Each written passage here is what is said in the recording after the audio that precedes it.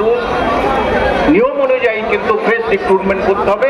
সেটা যদি এখানে দিয়ে দিতে পারেন কোনোভাবেই ক্যাবিনেটের বৈঠক থেকে, তাহলে ঠিক আছে। কিন্তু সমস্যার সমাধান কিভাবে করবেন? ক্যাবিনেটের বৈঠকটা ডাকছেন না কেন? স্যাররা রাস্তায় পড়ে আছেন আর আপনি স্যার স্যার নিয়ে চিৎকার করছেন। বাংলার পক্ষে লজ্জা যে আপনি দয়া করে ওই স্যার ছেড়ে দিয়ে এই বাস্তব যারা লড়াই করছে এই সমস্ত স্যারেদের সামনে আসুন দয়া করে, এবং এইটার সমস্যার সমাধান করুন। তিনটে দাবি, এক হচ্ছে 10 নম্বরটা এদের থেকে এরা বঞ্চনার শিকার হচ্ছে। 2 নম্বর, ফুল মার্কস পেয়েও এরা কেন যন্ত্রণায় কাতরাচ্ছে, তার সমস্যার সমাধান করতে হবে। আর আরেকটা দেখুন কত বড় দুর্নীতির গন্ধ পাওয়া যাচ্ছে।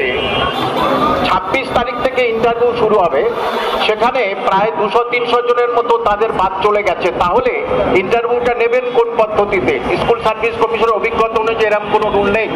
তাহলে আগে 300 জনকে ভেরিফিকেশন রাখতে হবে, কারা আসবে লিস্ট প্রকাশ করতে হবে, না ভেরিফিকেশন করতে হবে, তারপরে ইন্টারভিউ করবে। আর 2 দিন পরে ইন্টারভিউ কিভাবে সম্ভব? অর্থাৎ পুরোটাকে ভেস্তে দেওয়ার একটা পরিকল্পনা ছাড়া আর কিছু নেই।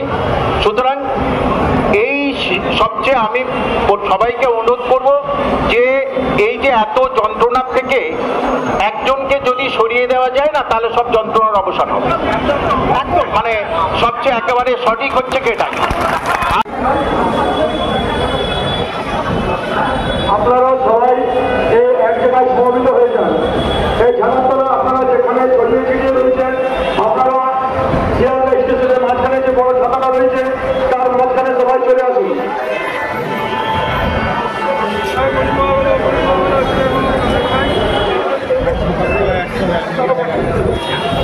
আজকে আমরা আমাদের এই অনুষ্ঠান কর্মসূচি জাতীয় সঙ্গীত দিয়ে শুরু করব।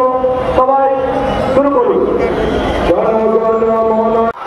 তোমায় দিতে হবে, লড়াই তুমি হবে, জবাব তুমি দেবে না, চিন্তা তুমি পাবে না।